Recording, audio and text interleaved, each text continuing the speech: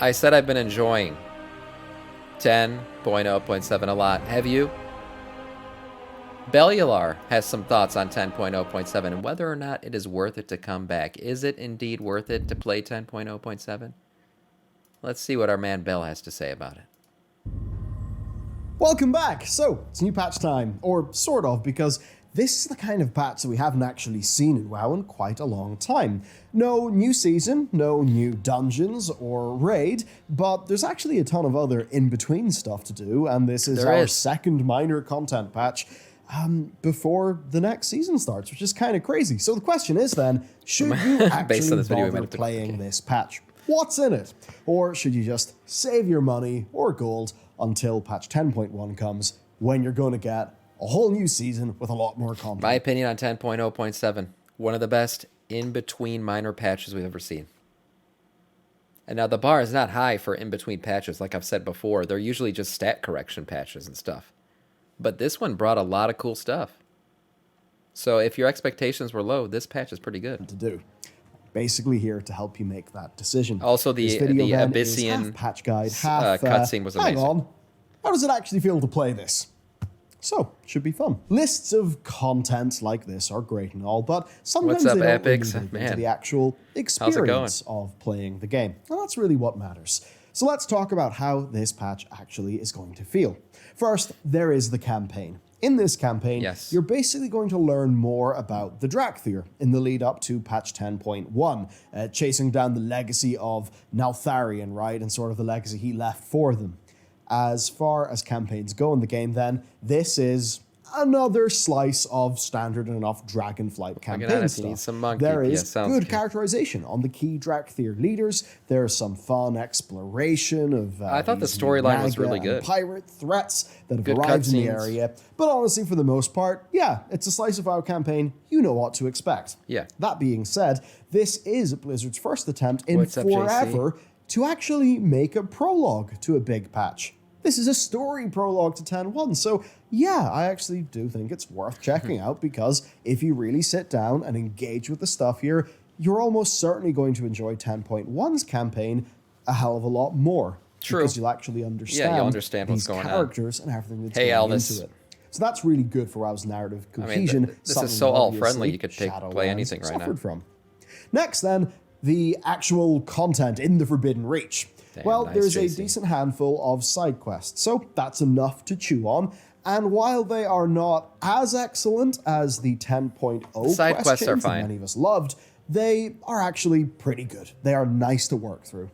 There's also a ton of rares, 4 of which drop rewards. There's 3 pets and a new mount. There are also chests all over the place, of course, and a few regular events like the Forbidden Horde, which you'll probably find familiar, but if that's okay with you, then there are some new rewards. I tried doing the chest event yesterday. You guys saw on stream, but it was bugged as shit. It would not work. And also the Evolved Storm, which is also familiar and takes place at the Frost Zone Super Vault. bugged, would not work. That's the big place that Razageth was freed from. So you'll probably want to do a whole bunch of that to get this gooey snail-elemental, even, that's a nice mount. And honestly, this stuff is par for the course, which basically means that, yeah, it is a smaller version of a patch zone like Mechagon that is full of spontaneous group murder and, yeah, flying around and clicking on things. Yeah. So while it's not really that important for the instance content players... Kenilith, thank you so much for the sub, man. I appreciate that a lot. 7 months of being a Death Knight of our Scourge. Thank you, thank you. For people who like going around, getting the treasures, doing the reps, doing that kind of thing, spending time in the world, vibing out, this is actually, yeah, a really good slice of stuff to keep you I enjoyed the Dragon Race. We did a little bit of that yesterday, includes a new reputation for each faction, the Drakthir ones. Not much here except, yep, it is another rep bar for you to fill up and some rewards to get.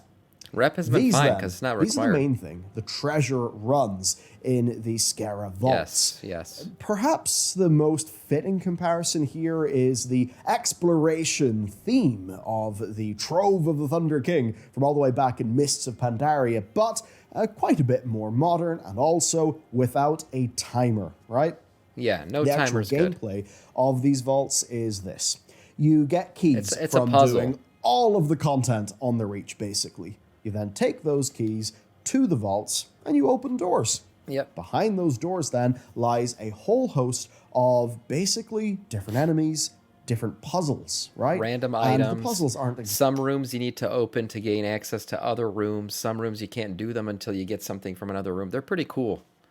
And one thing I noticed that I wasn't aware of is that every door you open stays open. So eventually you've opened all the doors. I think it's 60 keys or something to... Is that right? Like overcomplicated, to open all the doors. But they do reward paying attention to what's actually happening in the room and interacting with stuff that 30, sorry. Might be a solution, right? So it is a nice, comfy way to explore. I'm opening them all, as am I. Time. It's really exactly what you would expect from something called a vault. There are tons of chests to open, tons of things to loot, and a bunch of puzzles to solve. Yeah. It's actually a really nice Has anyone figured out how to get past the little arcane circle that shoots a beam at you? I've not figured it out yet. I've tried so many things to get past that beam, but I can't. Type of content to have in the game again. As for the rewards, if that's the bit that you care about, then there are pets. There are toys. There are achievements for going through all of it, as well, of course, as a metric ton of elemental overflow, which, of course, you can use to upgrade gear, and there's even a decent little bit of gold. Most importantly, though, there's the new Onyx Amulet. So this thing's super powerful. Over time, it is going to basically be your BIS ring. It's going to be BIS. At least in this sort of end of Season 1 period, where you've got these primordial gems that go in it. We're talking strong enough here to be better than anything that you will have got until maybe, patch 10.2 content. No doubt. Unless you are like regularly doing, heroic or high keys. To cut a long story short, then, you will either find full primordial gems or you'll find fragments in the vaults, right? And of course around the Reach too. And then you can upgrade this stuff. You can upgrade existing gems using fragments via a jewel crafter. You can break existing gems down into fragments, or you can trade fragments in for random gems. I've not realized that. That's how the upgrade system works. So you get these fragments all the time just from dropping, or you can break down the stones that you already have into fragments if you think those stones are useless and you're not going to use them. Basically, and use those fragments to upgrade the ones that you are using. Content, interesting. Okay. You get keys. You then have some fun digging around in the big loot cave vault, doing a few puzzles, opening some chests. Then you upgrade your shiny new ring. In literal terms, it is a self-contained little extra activity that you unlock as a reward for doing world content. Yeah. And it's repeatable too. The vault resets weekly, changing the rooms and relocking them all. So basically, just keep on going in, do some puzzles. Every time I get keys, that's what I'm doing. For as long as you feel like it. I honestly think it's a really great, refreshing bit of content in the game. Very happy they put it in. The next bits of content then are the Bane questline, and of course, the human and orc heritage armor stuff. Of course, for evokers, it's not biz yet, but I guarantee you, 90 Wolf, it's going to get buffed to a point where it is. It's not just the rewards here, they are quest lines to do. Now, the Bane one isn't very long, but it does have everything. We're going to do this Bane one as soon as I log in before we start raid. It's, of course, got time spent with characters that you like. It's got returning characters from Warcraft 3, a ton of drama, some interesting gameplay, and really what we've wanted. Some good old world building, and a nice juicy reward to boot. Pretty nice. The human lore quest lines, then, are pretty much the same. The human heritage armor quest line was fun. We did that yesterday. Substantial reward with the heritage armor sets. They are still quest lines that will take a good old play session each to work through, right? They are full of some real old lore, which I love to see, and relationships on both sides. It's actually something Blizzard have been getting way better at lately. So it's just nice to kick it back and have a blast of classic Warcraft. I think Monk is fun. I've never played it, though. You know, it's what I wanted. And then, last but not least for fun content, is a relative we've term, got so if the you like Winter it, Pelt it's fun. Firbolgs. Okay, it's a rap that you grind, which is unsurprising given that it is a throwback to the Timbermaw rep from Classic. So after some introduction quests, you basically grind out hundreds of artifact fragments and scribe skins. Yeah, you learn their language. In order to learn the Firbolg language. The framing is kind of cute too. You don't actually grind out the rep, but learning the language, that gives you access to some quests with the Furbolgs, and that will max out the rep for you. So cute. I think there's also you'll get toys, a trinket, and then a mount. I think that you can get once you've repped out with these guys. Access to a quartermaster. This quartermaster will sell to you a bunch of dragon customizations and Furbolg stuff. Yes. Again, a pretty decent way to spend a few hours in total for those of you. Wasn't it also that you could unlock the dragon helms through these guys? I think so. Enjoy that kind of farming, helms for your dragon riding mounts. Some rewards. And now that, after my interview with Ian Hazacostas, yes, it seems a very safe bet that our dragons, right, our dragon riding is going to be an evergreen feature. Personally, I now feel a lot more comfortable investing my time in unlocking all of those customizations because I feel confident that they won't only be useful in the Dragon Isles and that I'll carry them into the next expansion. It's gonna for sure carry. That's all the new content in the patch, but it's still going to be Season 1.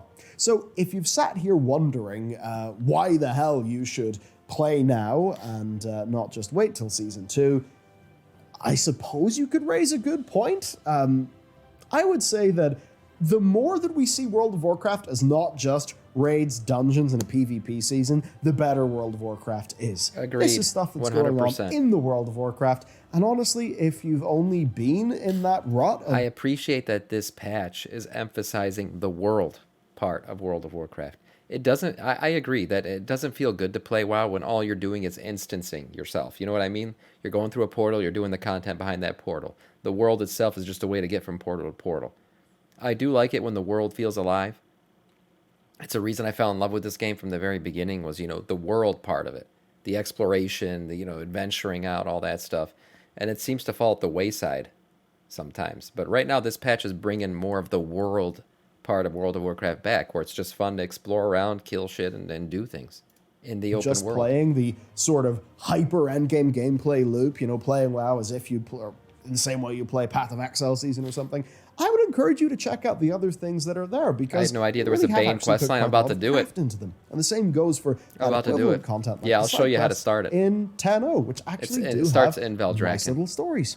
But beyond that, though, some things are different and some things are better.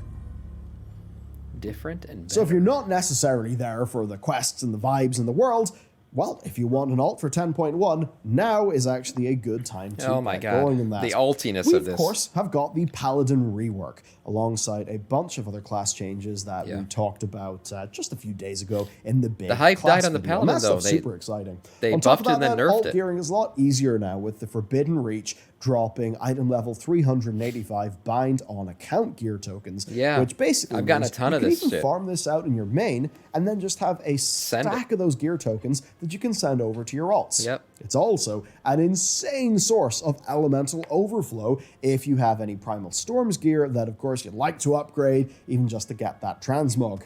To make gear catch up even faster then, of course, Valor points are uncapped. They actually have been for a month now in the game. But there are going to be a lot of low keys that are being ran by fresh Retribution Paladins for the next few weeks. So I imagine now is a pretty good time to just get on those. There's also then the fact that getting Curve and Keystone Master are a lot easier than they were before, right? Over the past few months, we already got content AOTC, has, people have got stronger. Are you doing a raid today, Sam, or just tuned down. more Isles just content? last week, Both. we saw a pretty huge nerf to Razageth on quest Heroic line, and Mythic. and then we probably saw raid. some more Mythic Plus tuning that actually does, it basically gives you a longer timer for the likes of Vault. So if you've just finding you've been a bit lagging behind or maybe you gave up, now is a great chance to head in and get those major seasonal achievements and also get some alts prepared. Yes, all right. And if you are interested in being fast right out the gate in 10.1, then upgrading your Onyx Amulet will actually give you a good bit of a power boost until you're replacing My goal is that to get this probably baby pumped with up, heroic gear, though obviously that'll all depend on tuning. And lastly, it is perfect time to finish off the renowns that you haven't actually done trying. yet. And that's because each day in the so Reach, far behind you're on able to renown. pick a major faction to have 10% extra rep with that day, as Yep. well as a hefty renown boost in the form of a daily task. I've been picking the Tuskar because I want some of the dragon customizations there's they not give. that much reason. You can feel free to wait. So, why play or why not? That kind of leads us then to the interesting question. You need to upgrade the... Why play this I have now not crafted at all. instead of waiting until 10.1 when there's more new content? Well, I think there's a few things This to can consider. set you up for 10.1. Killing rares. That tends to be easier when a new zone drops because that's when other people Everybody's are going there around doing it, right. triggering those spawns and nuking them down, right? Calling them out in chat, just that kind of MMO experience. Another point is this is actually Very fun. designed as prologue content to 10.1. So, doing the campaign is at least worth it before rushing through the Yeah, shiny you at new least thing get the story. in 10.1 whenever that drops, because 10.1 will be better if you've played the prologue. What a surprise. Most of it, though, boils down to whether or not you want to do this now before Season 2 launches, and you're too busy, because when Season 2 launches, you'll have all the Season 2 things to do, right? And that means that, Right. you've got the Zarlet Cavern to You don't want to run go back into, and you've do the got other new shit. dungeons, you've got the new raid. It's a hell of a lot of stuff. It's a little bit of a callback to Legion when they intentionally turn in fish to split get Tuskar rep patches that's fast. into Oh. world and story content, and then they actually did never the fished. season later on. And Blizzard did interesting. that so that, the seasonal content wouldn't hold back the world content if the world content was ready, but also so that when the world content came out, that people wouldn't feel like they had to immediately rush headlong into the new content without actually being able to stop and smell the roses, right? So now is the perfect That's time what's to nice stop about this in-between patch. It's exactly what he just said. It's a moment to stop and smell the roses. Play some fun outdoor world content. smell the pretty new roses that Blizzard are You unveiling. can buy the fish? No way. So at the end of the day, and You obviously just pay to it's win gonna on be the personal, Tuskar rep? to you, whether or not this experience that I described here today is compelling. I think Blizzard would be more than happy if you decided to spend some time doing anything else, because then maybe when 10.1 comes back, you'll return and you'll be happy for it. But what I would say is my personal recommendation is, actually go try it out. There is a big old slice of content to do, and I think sometimes, as World of Warcraft has, from Legion through to now, very much morphed into this big, seasonal game where Right. we're all just thinking about our gear, and we're maybe not thinking as much about World of Warcraft as a world, as an MMO that has Exactly what other I was saying at the things, beginning of this video. We're very used to World of Bring Warcraft the world being into World tab of Warcraft. target fantasy Destiny in a way, in terms of how it's like molded over time. What I would say then is there's a little bit of retrading for all of us. I mean, even take Zareth Mortis. Some of those side quests were actually really nice. But because we're all just zooming through it super True. quick, because we've been trained to play Modern WoW, in the way we've been trained to play Modern WoW, it turns out that, in some cases, it doesn't even matter how much effort the developers put in, we're going to miss it, because We're they just gearing trained out. us to play a game, and now that there's so much more within World of Warcraft, in a way, we've got to break the conditioning. Something to do with Bobby's Maze. It turns out now, if you break out of Bobby's Maze, there is actual content with heart in it. And this is There it more of is. that. So overall, thumbs up to patch 10.0.7. Great in It's a between pretty patch. crazy world that we live in, where 10.1 is just on the horizon, already in testing. Yes. Whenever 10.1 comes out, we can be pretty damn sure that 10.1.5 will pretty much be on the PTR almost immediately. Isn't that crazy? And It the is. utter opposite of this time in Shadowlands, when we were all worrying about Korthia and domination shards. Ugh. Domination shards, That's been oh it for my today. God. Let me know if this Glad that's video over. helped you make up your mind, and if you're coming back, That's probably the worst have a patch wonderful ever. day, and I'll see you next time. Yeah, totally agree with everything he's saying. Great stuff. Love it.